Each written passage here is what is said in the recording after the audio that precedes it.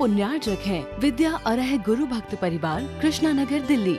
श्री राजेश कुमार जैन, श्रीमती अंजना जैन, बेटी अंजलि जैन, सुपुत्र राहुल कुमार जैन, श्रीमती अर्चना जैन, पौत्र तीर्थ जैन, पौत्री तिथि जैन, बेटी दामाद श्रीमती रागिनी, डॉक्टर पूर्वेश राज। प्रतिष्ठान राजेश क्लॉथ स्टोर, शाहपुरा, भिटौनी, जिला जबलपुर, मध्य प्रदेश।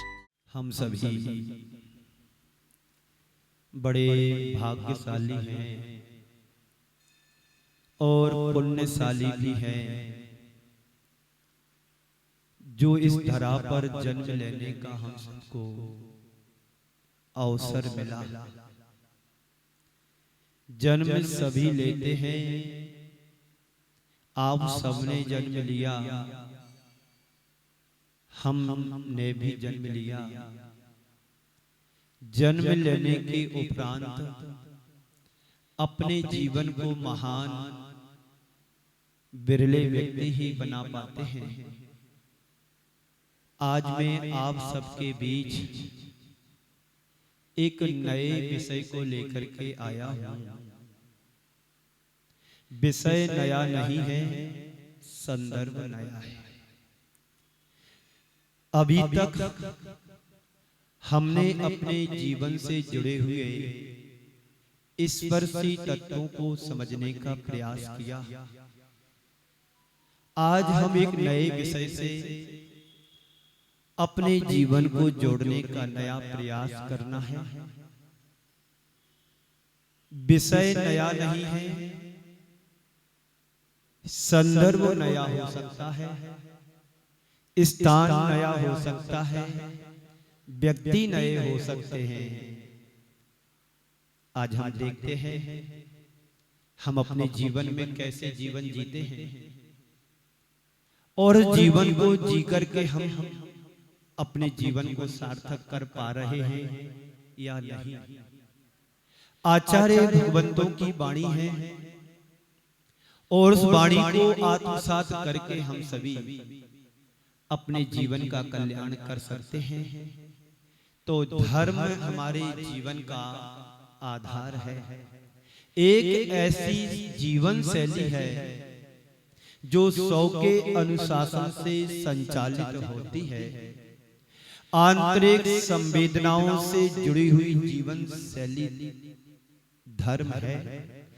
जितने भी आज तक धर्मात्मा हुए हैं, सबकी एक ही अभिप्रेरणा रही है कि मानव मूल्यों को समझे और कर्तव्यों का पालन करे।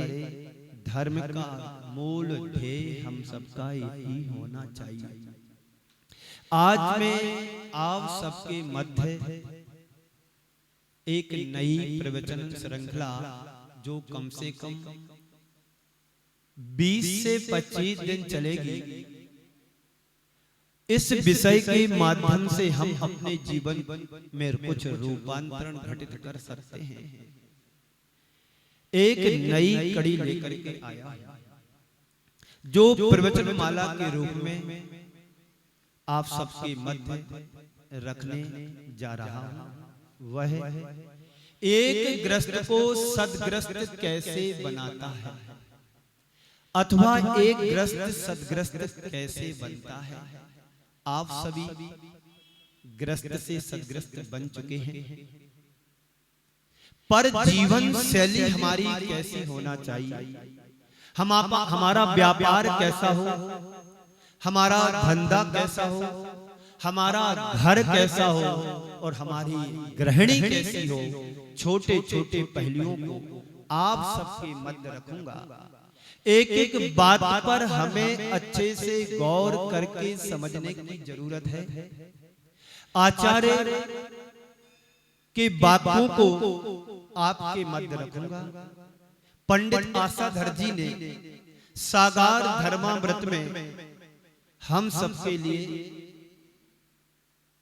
बहुत अच्छी कारिका के माध्यम से कह रहे हैं।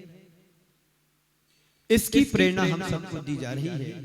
न्यायो पात धनो यजन गुर गुणन, न्यायो पात धनो यजन गुर गुणन, सदगिस त्रिवर्गम भजन नन्नो ज्ञानो गुणम तदर्हि ग्रहणे स्थानालियो हिरीमिया युक्ताहार विहार आर्य समिति प्राज्ञः कृतज्ञो बसी श्रवण धर्म कथाम दयालु रघुभी सागार धर्मम चरे। एक दो श्लोक हैं, दो गाथाओं के माध्यम से हम अपने जीवन में कैसे क्या करते हैं। तो आचार्यों का कहना है न्यायोपात धनो यजन गुरु गुण सदगृस्त त्रिवर्गम भजन। न्याय पूर्वक धन कमाने वाला, गुण श्रेष्ठ माता पिता एवं गुरुजनों का उपासक, मधुर संभाषी, धर्म अर्थ और काम रूप तीन पुरुषार्थों के मध्य सम्यक संतुलन बनाकर के चलने वाला, तीनों पुरुषार्थों के योग्य स्त्री भवन और ग्राम से युक्त, लज्जा शील युक्ताहार विहारी, सत्पुरुषों का चरणानुरागी, विवेकी, कृतज्ञ, जितेंद्रिय, धर्म की कथा को सुनने वाला, दयालु और पापों से भीति रखने वाला पुरुष ही ग्रस्त धर्म को धारण करने के योग्य होता है। ये 14-15 बातें आपके सामने रखी। इन बातों को हम एक एक दिन समझने का प्रयास करेंगे कि हम अपने जीवन में धन को महत्व देते हैं, धर्म को कितना महत्व दे पाते हैं। संत कहते हैं जितना महत्व तुम धन को देते हो, काश यदि उतनी शक्ति और महत्व धर्म को करने में लगाएंगे तो जीवन का कल्याण हो सकता है। सबसे बड़ा है धर्म मानवता।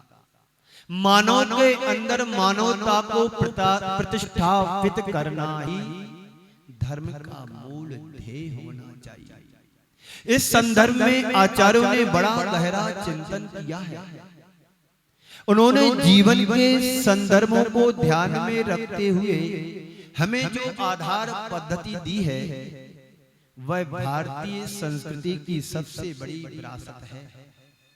उन्होंने हमें ऐसा मार्ग दिया जिसमें ग्रस्त अपने ग्रस्तोचित कर्तव्यों का पालन करते हुए धर्म का पालन कर सके। पंडित आशाधर जी सागर धर्मामृत में जो कारिका आपके सामने रखी, उसके माध्यम से हमें अपने पूरे जीवन को अनुशासित करने की प्रेरणा दे रहे हैं। उसमें उन तमाम गुणों को समावेश किया गया है जो एक मानव को सच्चा मानव बनाने का प्रयत्न कराता है। ऐसे गुण जो हैं जो प्रत्येक ग्रस्त को सदग्रस्त बना देते हैं। ग्रस्त होना एक हमारी स्थिति है। आप सब यहाँ बैठे हैं, ये आपकी एक स्थिति है ग्रस्त होना, पर सदग्रस्त बनना एक सबसे बड़ा व्यक्ति के अंदर का गुण होता है। हर ग्रस्त सदग्रस्त नहीं बन सकता है, वही ग्रस्त सदग्रस्त बन सकता है जो मानवीय मूल्यों को आत्मसात करता हो, जिसका जीवन मानवीय गुणों से अनुप्रमाणित होता है। उक्त कारिका एक ऐसी कारिका है जो प्रत्येक ग्रस्त को सदग्रस्त बनाने में सक्षम है। एक ग्रस्त के 15-16 गुण हैं। विशेषताएं जो होना चाहिए वो इस प्रकार की हैं। ग्रस्त न्याय पूर्वक धन कमाए। धन कमाने की प्रेरणा हमारे आचार्यों ने दी है, पर धन कैसे कमाना जीतू भाई? धन कैसे कमाना? धन कमाने के लिए न्याय और नीति को हमें अपने सामने रखना चाहिए। अन्याय अनीति से हर कोई धन कमा लेता है, पर वे लोग बड़े विरले और समझदार होते हैं, धार्मिक होते हैं, जो धन को ज्यादा महत्व ना दे करके धर्म को महत्व देते हैं। और जिस व्यक्ति के हृदय में धर्म प्रतिष्ठापित हो जाता है, वही व्यक्ति न्याय नीति से धन कमाता है। अन्याय अनीति को स्पर्श भी नहीं करने देता है। अन्याय अनीति से कमाया हुआ धन तुम्हारे जीवन की सुख शांति को ले लेता है। और जो न्याय नीति से धन कमाता है, वह व्यक्ति परेशान भले हो जाए पर पराजित नहीं होता है। जीवन में थोड़ी थोड़ी प्रतिकूलताएं उसके जीवन में आ सकती हैं, लेकिन सर्वथा विनाश नहीं हो सकता है। गुण श्रेष्ठ माता पिता एवं गुरुजनों का उपासक भी होना चाहिए। आप लोग प्रवचन रोज सुन रहे हैं, मेरे लिए भी सुनते हो, YouTube के माध्यम से या चैनल के माध्यम से आप भी वहां भी सुनते हैं। जिसकी जहां रुचि, जिसके प्रति श्रद्धान होता है, उसको तो वो सुनता ही सुनता है, और बीच में और कोई आ जाता है तो उसको भी सुन लेता है। तो गुरु के प्रति भक्ति और समर्पण भी होना चाहिए।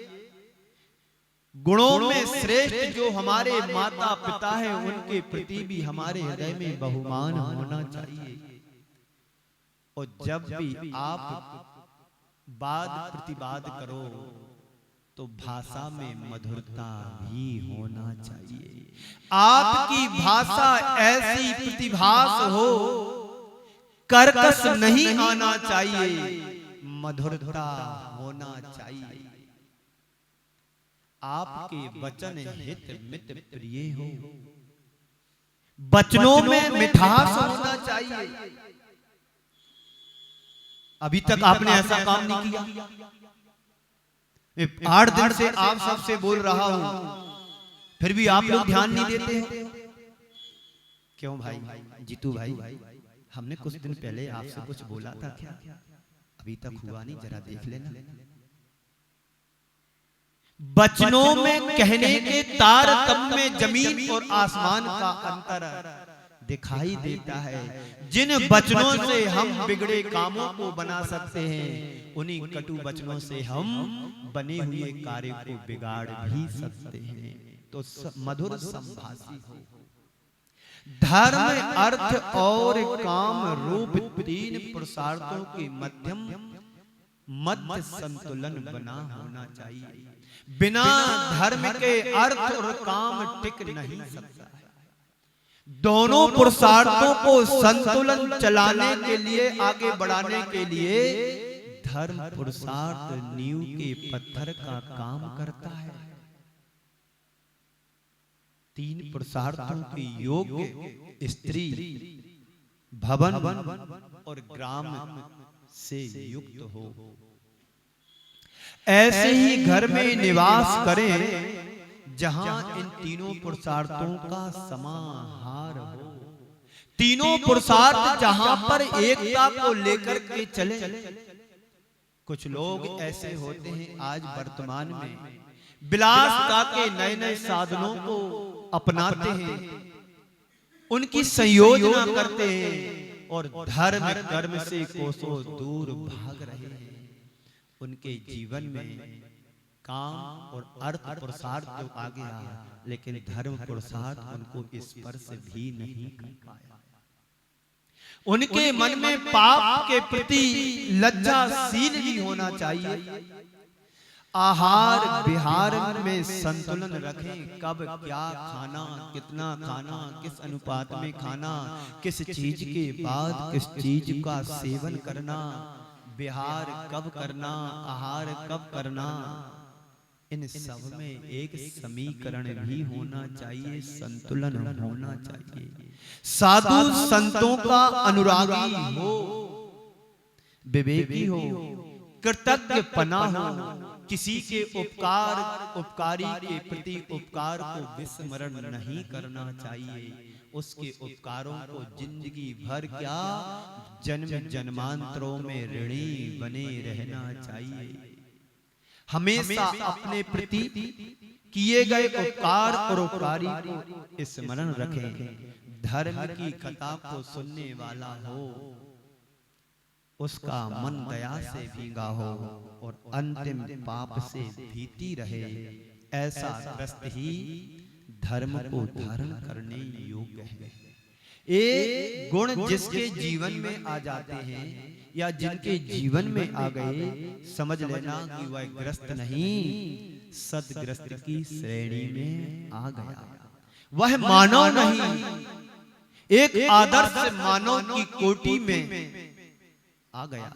उसका जीवन सामान्य जीवन नहीं, उसका जीवन तो विशेष जीवन बन गया। हम अपने आदर्श जीवन, हम अपने को आदर्श जीवन बना सकते हैं यदि इन मानवीय आदर्शों को आत्मसात करते हैं तो। आज पहले गुण पर हमें चर्चा करना है। 40 मिनट का समय आपको दिया और मेरे पास 20 मिनट लगभग हो गए। 5, 10, 15 मिनट हो गए। 15 मिनट हो गए। 25 मिनट में मैं आपके सामने जो बात रखूंगा उसको आप ध्यान से समझने की कोशिश करें। आज पहला गुण है न्याय नीति से धन कमाने की प्रेरणा। धन सभी लोग कमाते हैं। धन कमाने के सबके अपने अपने तरीके भी होते हैं। कौन किस तरीके से कमा रहा है ये महत्वपूर्ण नहीं, हम कैसे कमा रहे हैं ये महत्वपूर्ण है। अन्याय अनीति के स्रोत के माध्यम से कमा रहे हैं या न्याय नीति के साथ, धर्म के साथ हम धन को कमा रहे हैं, हमें विचार करना है। वह न्यायोपात धनम। गृहस्थ के लिए धन की आवश्यकता होती है, उसके बिना उसका जीवन चल नहीं सकता है। विनय भाई, आप सीए हैं, आप धन कमाते हैं तो काला धन को सफेद धन भी करते होंगे। आप पाप कमाते हैं, उसके एवरेज में आपको अनाप शनाप पैसा भी देने को तैयार रहते हैं। बस मुझे इस कृत्य से बचा लो जो मैं फंस गया हूं। मेरे संपर्क में बहुत से ऐसे लोग हैं जिनको मैं जानता, वो मुझे नहीं जानते। आज से 3 वर्ष पहले 2022 और 23 के बीच में उत्तर प्रदेश के एक नगर में रहने वाला एक व्यक्ति 250 करोड़ रुपए उसके घर में कैश पकड़े गए और 6 माह की सजा होने के बाद, रिश्वत देने के बाद तब कहीं जाकर के वो जेल से निकल पाया। ये पैसा तुम्हारे पास आया कहां से है? यदि तुम न्याय और नीति से धन संचित करते तो ये पाप की दिन तुम्हें भोगना नहीं पड़ते। गृहस्थ को आवश्यकता पड़ती है माना की, पर तुम्हारे आवश्यकताओं की पूर्ति सामान्य धन से हो सकती है।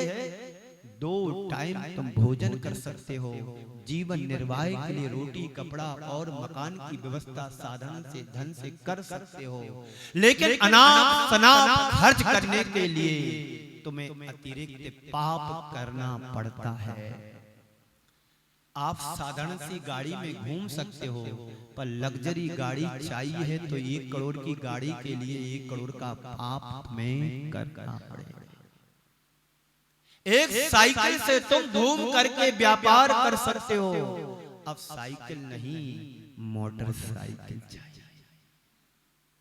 2000 रुपए में साइकिल खरीद सकते हो, अब 1 लाख रुपए की एक्टिवा खरीदने के लिए 98,000 रुपए का पाप कमाना पड़ेगा। जब मेरे जमाने में साइकिल कितने की आती थी? 500-600 रुपए की।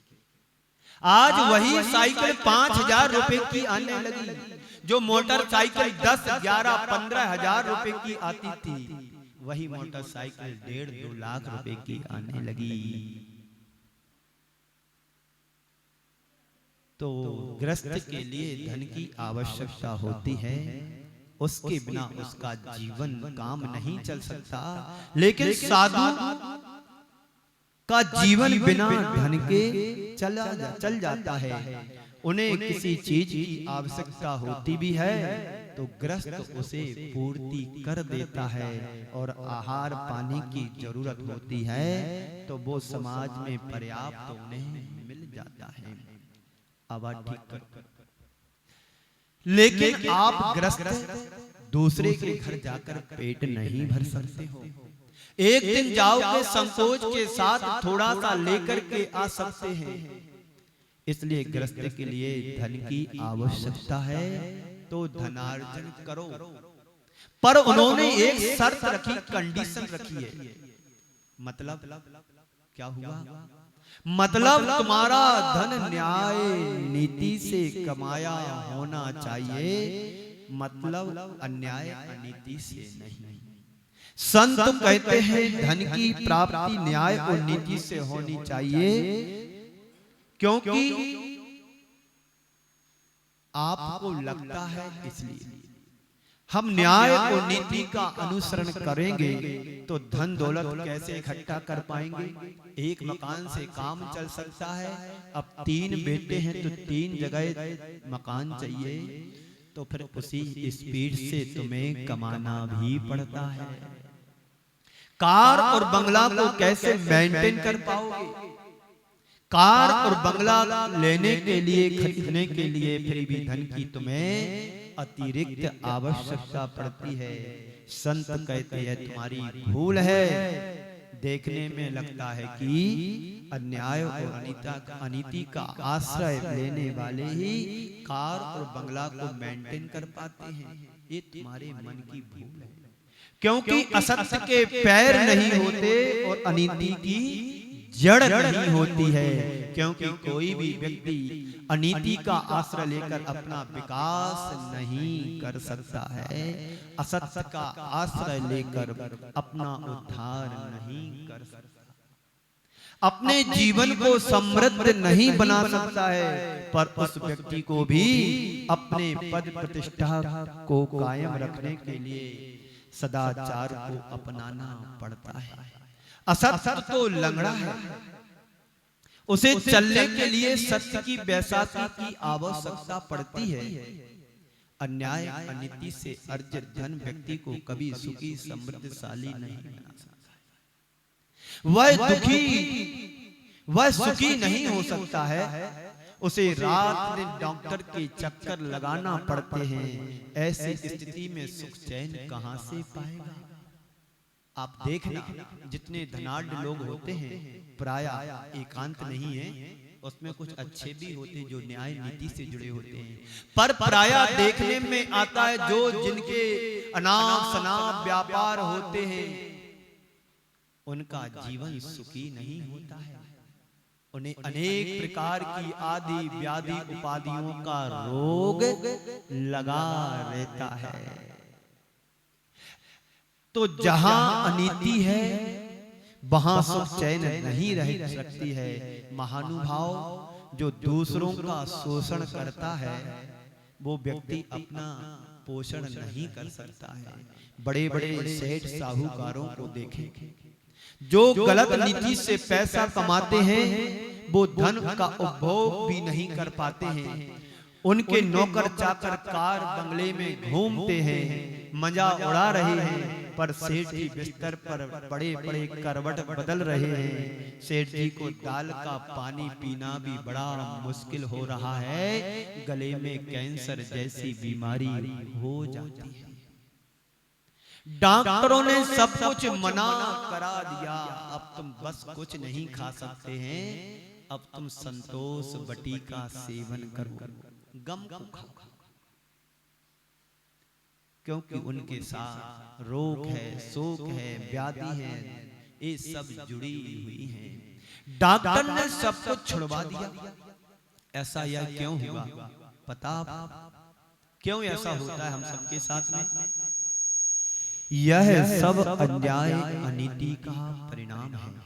इसलिए हमारे आचार्यों ने कहा भी है कि तुम्हारे लिए आजीविका की आवश्यकता है तो आजीविका को अपनाओ, लेकिन सम्यक आजीविका होना चाहिए। कैसी आजीविका? सम्यक समीचीन रूप से तुम्हारी आजीविका हो। नौकरी भी करो तो अन्याय अनीति का साथ कभी नहीं देना। न्याय और नीति से तुम अधिकार करते हो तो तुम्हारा धन शुद्ध धन माना जाएगा। एक व्यक्ति के बारे में मैं आपको बताता हूँ, बात बहुत पुरानी भोपाल की है। वो गवर्नमेंट जॉब में थे और गवर्नमेंट की तरफ से 1 लाख ढोलक बनवाने का गवर्नमेंट से ऑर्डर मिला कि 1 लाख ढोलक बनना है और उसका परसेंटेज 1 लाख रुपए था। बस सप्लायर करना था, यहां से ऑर्डर लेकर के वहां देना था, वहां से माल उठवा करके गवर्नमेंट को सौंपना था। पर उसकी पत्नी विशुद्ध धर्मात्मा थी। जैसे ही घर जाकर के पहुंचता है और कहता है खुश होकर के, देखो आज मैं आपके लिए 1 लाख रुपए का ऑफर लेकर के आया, 1 लाख रुपए की इनकम करके मैं लेकर के आया हूं। पत्नी ने पूछा क्या बात है भाई, क्या बात है, सब क्या लेकर के आया? बोले गवर्नमेंट की तरफ से मुझे एक ऑफर मिला है कि 1 लाख ढोलक को बनवा करके हमें गवर्नमेंट को सौंपना है, करना कुछ नहीं है, यहां से लेकर के वहां देना, इसका कमीशन 1 लाख रुपए अपन को मिलना है। और ढोलक में उस जमाने में चमड़े का उपयोग किया जाता था, चमड़े का उपयोग किया जाता था। जैसे ही उसकी पत्नी ने सुना वैसे ही वो दम तमा गई, ये क्या तुम पाप लेकर के घर में आए हो? मुझे नहीं चाहिए ऐसा पैसा कि जिसमें पाप समाहित हो। उसने बहुत समझाने की कोशिश की कि पत्नी मान जाएगी, पत्नी कट्टर मणि भक्त थी और मानना तो दूर, 2 दिन हो गए। उसने कहा जब तक तुम ये ऑर्डर कैंसिल नहीं करोगे तब तक मैं अन्न जल का ग्रहण भी नहीं करूंगा। और उसने संकल्प कर लिया, 3 दिन का उपवास हो गया। पति को नतमस्तक होना पड़ा और जाकर के ऑफिस में कहता है मैं इस ऑर्डर को नहीं ले सकता, आपकी व्यवस्था नहीं बनवा सकता, आप किसी और से करवाएं ये काम, किसी और से ये काम करवाएं। पत्नी की बात को सुई ध्यान में रखते हुए उसने ऑर्डर को कैंसिल किया। फिर वहीं पर आसपास समता सागर जी, प्रमाण सागर जी का संग विराजमान था। उनके चरणों में जाकर के अपनी बात रखी, महाराज श्री से आशीर्वाद लिया। उनके दर्शन करने के बाद उसने फिर पारणा की। ये होता है न्याय नीति से कमाया हुआ धन की प्रेरणा। अन्याय अनीति से तुम जितना भी कमा लोगे, तुम्हारे घर से 11वें बस समूल लेकर के चला जाएगा। समूलम एका 10 वर्षाणी विनश्यति। जितना तुम 10 वर्षों में धन को कमाओगे, 11वें वर्ष मूल से सहज ब्याज से धन लेकर के चला जाता है। ये अन्याय अनीति का परिणाम है। ये तो एक उदाहरण है।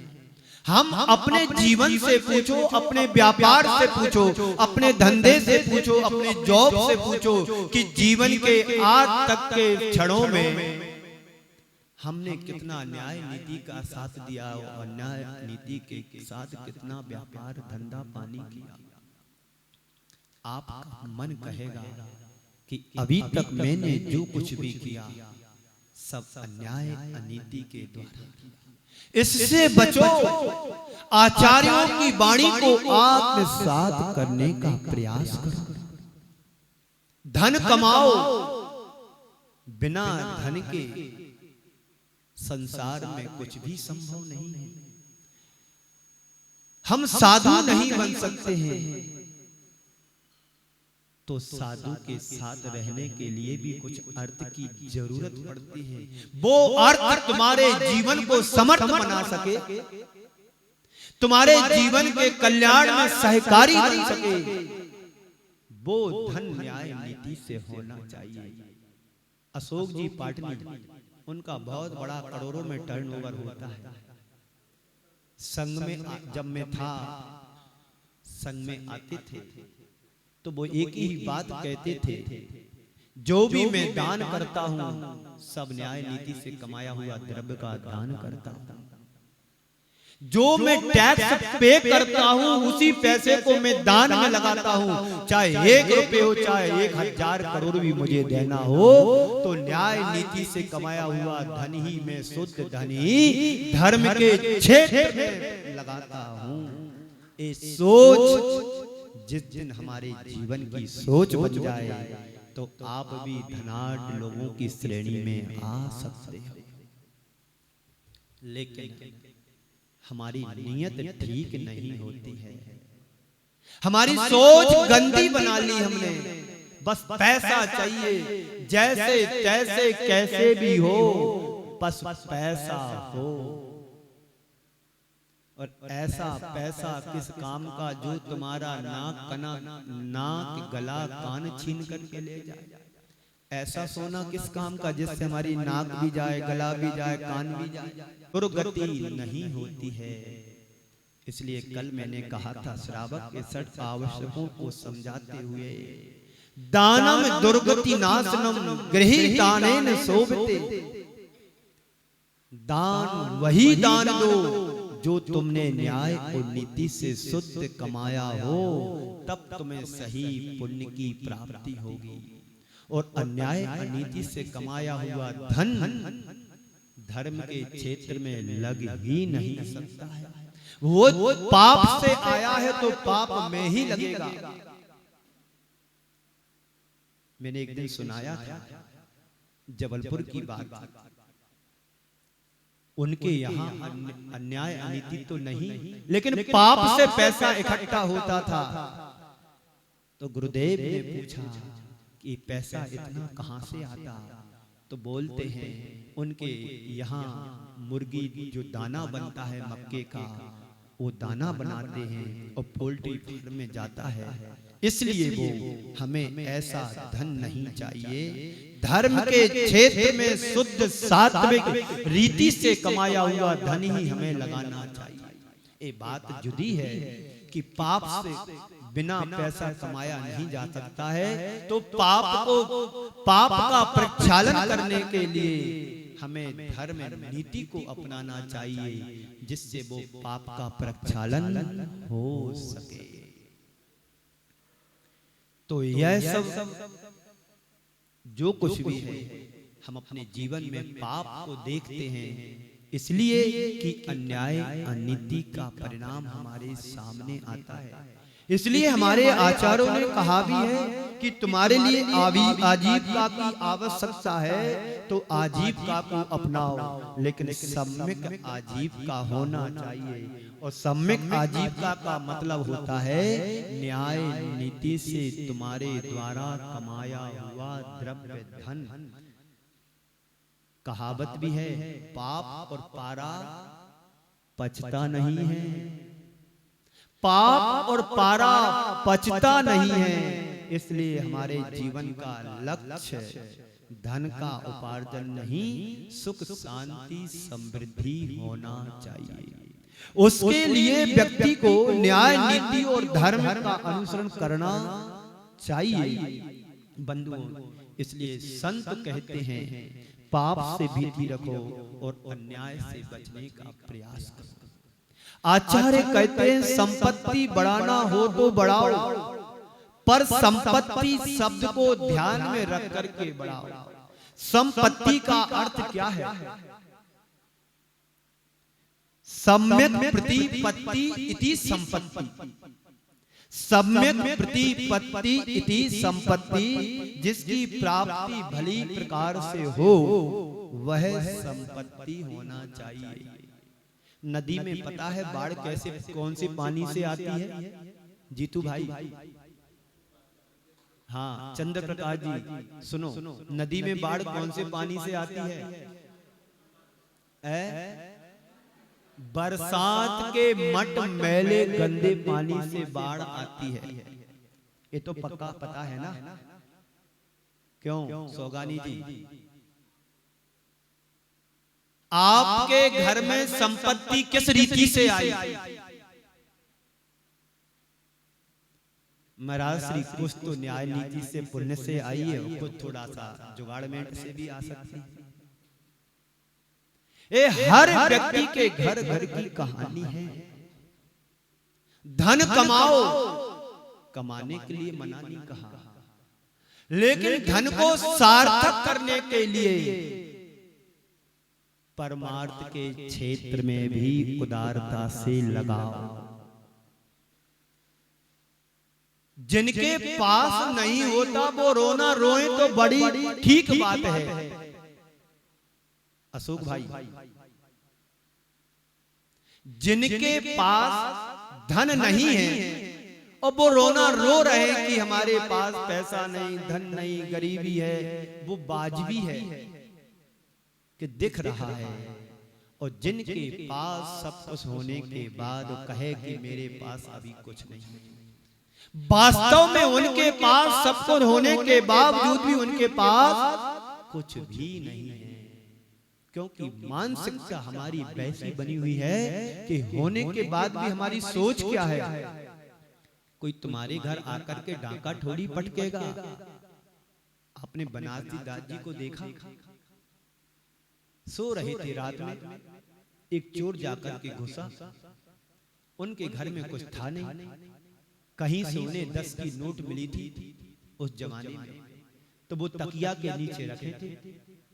चोर आया, सब जगह छानबीन की, कुछ मिला नहीं, खाली हाथ जाने लगा, खाली हाथ जाने लगा। तो बनारसी दादी ने रोकती हुए कहा, रुको भाई रुको, कौन हो तुम? तब तक तो वो सब कार्यक्रम देखते रहे। चोर आया है, यहाँ खोल रहा, वहां हाथ लगा रहा, ये कर रहा, वो कर रहा, पर उसे कुछ हो तो मिले। फकीर के यहाँ जाओगे तो फकीरी मिलेगी, और धनाढ्य के घर जाओगे तो धन मिलेगा। तो सब कुछ घर पूरा देख लिया, कहीं कुछ नहीं मिला। बनारसी दादी को बड़ा दुख हुआ कि देखो चोर भी आया तो उसे कुछ धन नहीं मिला। तो उसको रोकते हुए कहा कि सुनो भाई रुको, फालतू में तुमने मेहनत करी, फालतू में तुमने मेहनत करी, हमें पहले से बता दे तो हमको जोड़ करके रख लेते। कोई बात नहीं, तुम आए तो खाली हाथ मत जाओ, पर मुझे 10 की नोट कहीं किसी कार्यक्रम में मिली थी, वो तुम और निकाल के ऐसे नीचे से गद्दे के नीचे से लेके जाओ, नहीं तो मुझे बड़ा दुख होगा कि तुम आए चोरी करने और खाली हाथ आ रहे। उस चोर ने पता है क्या कहा? पहले के चोर भी ईमानदार होते थे, जैसे विद्युत चोर चोरी करने गया, किसके घर में गया था? जम्बू स्वामी जी पवित्र उद्यान। तो माँ ने पूछ लिया कि तुम कौन हो? चोर आए। क्यों आए? चोरी करने के लिए। चोरी करने की जरूरत नहीं है। इस कार्यक्रम के पुण्यार्चक थे विद्या अरह गुरु भक्त परिवार, कृष्णा नगर, दिल्ली। श्री राजेश कुमार जैन, श्रीमती अंजना जैन, बेटी अंजलि जैन, सुपुत्र राहुल कुमार जैन, श्रीमती अर्चना जैन, पौत्र तीर्थ जैन, पौत्री तिथि जैन, बेटी दामाद श्रीमती रागिनी, डॉक्टर पूर्वेश राज। प्रतिष्ठान राजेश क्लॉथ स्टोर, शाहपुरा, भिटौनी, जिला जबलपुर, मध्य प्रदेश।